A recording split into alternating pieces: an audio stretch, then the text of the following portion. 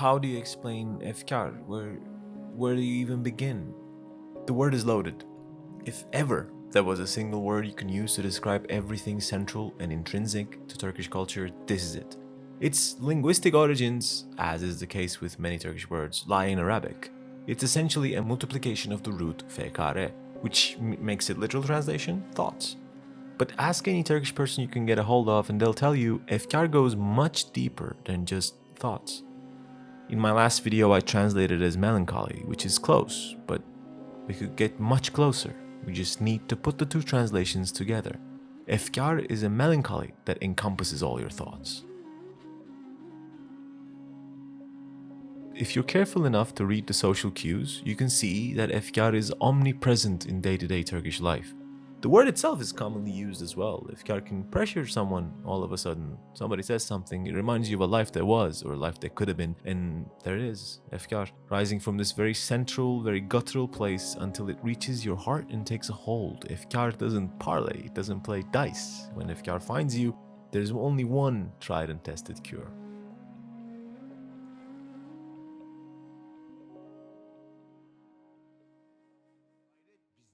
Muavenet sizden. İzmir'e kaptı kaçtı işleteceğim. Rakı is an anise-based alcoholic drink, variants of which can be found all over the Balkans. It's also related to other anise-based drinks like ouzo or zambuca, but with a big difference. You don't just drink rakı, there are rules.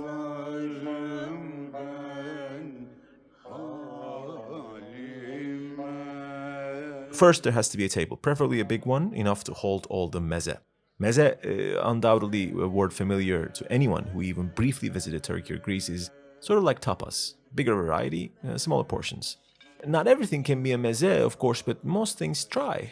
White cheese is a must, some form of yogurt will always be present, and seafood is always appreciated. You nibble on the mezes a bit, drink a bit more. Nibble on the mezes, drink more. Mezes, drink again, and when you drink enough to feel a little buzz going on, then you get real. Then, Efkâr comes in.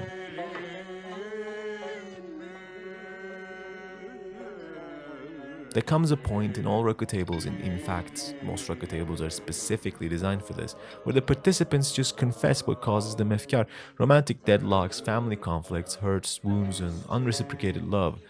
By the end of the night, you're expected to leave it all on the table.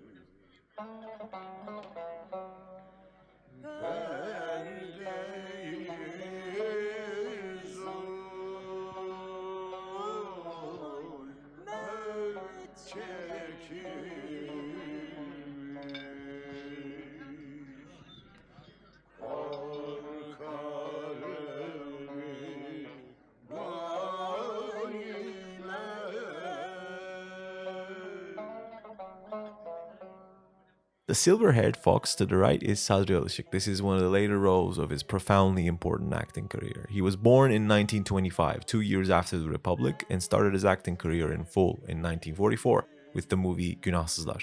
He was one of the most famous faces of Yeşilçam, the colloquial name used for the Turkish movie industry between the 40s and the 80s. Yeşilçam had many stars, one of which was Sadri Alışık's best friend, Ayhan Işık. But Sadri Alışık was different, because in one film he could do this. This is Turist Ömer, by the way, a lovable bum who had a signature salute and traveled all the way from Spain to space in his adventures. Turist Ömer was a comedic character, and Alışık played him for more than a decade, and it became his most famous work. But he was also capable of doing... Ben Osman.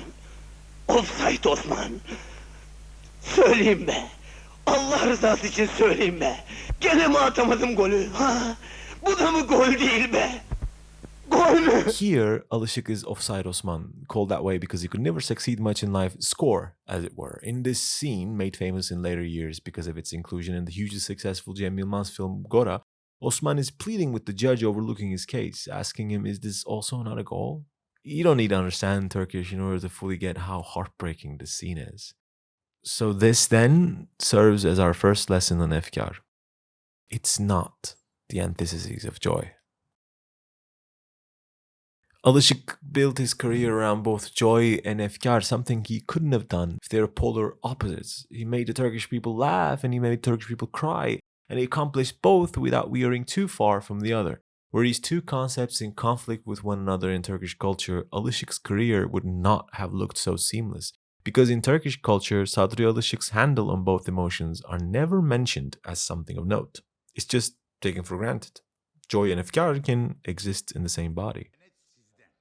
Let's go back to the clip then, because we also need to talk about the song.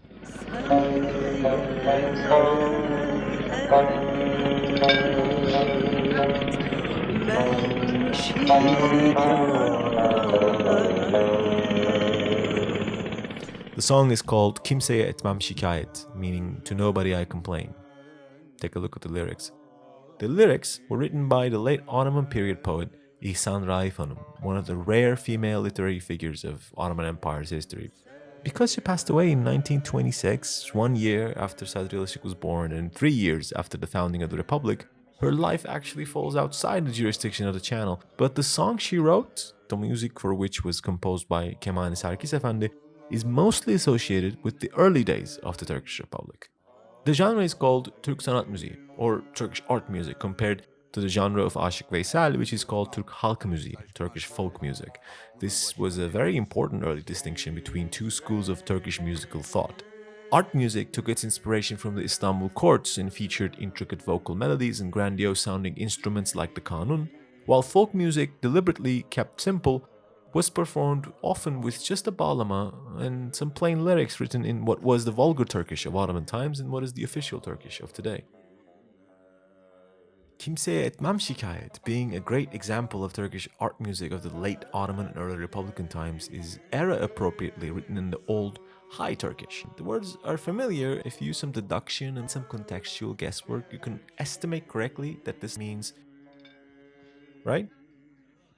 It is often said that İhsan Raif Hanım wrote this poem about her feelings for being forcefully married off when she was a child. The whole story and story of İhsan Raif Hanım's life is quite tragic. She was married off when she was 13 because some random dude is said to have burst into a room one day and saw her in what would then be considered an indecent condition, and his dad figured the best way to protect the family honor was to marry her daughter with the said random dude.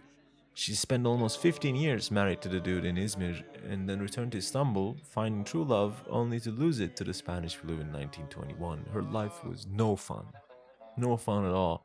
But look at the first line again, which is also the name of the song. To nobody I complain. This here is the second lesson on Efkâr.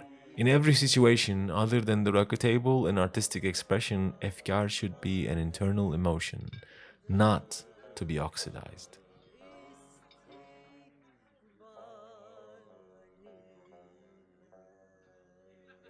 Turkish people are not good at expressing most emotions. Vulnerability is not considered a virtue, but a weakness.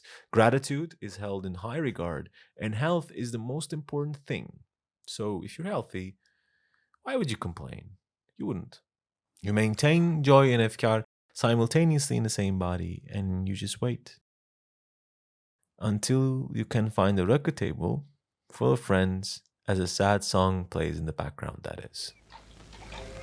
Hadi arkadaşım gelsene. Uğurlar olsun rastgele. Gel sen. Böyle denize bakıp oturmakla olmaz bu iş ya. Hadi düş önümüze bakalım. Bırakın abiler. Ben buraya demirledim artık. Nah tıpkı şu motor gibi. Yola çıksak ne olacak sanki? Canlanacaksın gönlü bol. Böyle oturmakla efkar geçmez. Derdini unutacaksın. Niye unutayım be? Al 5 paralık da. Ulan efkar iyi bir şey olsaydı hepsini sana bana bırakırlar mıydı? Of ulan. See you next time.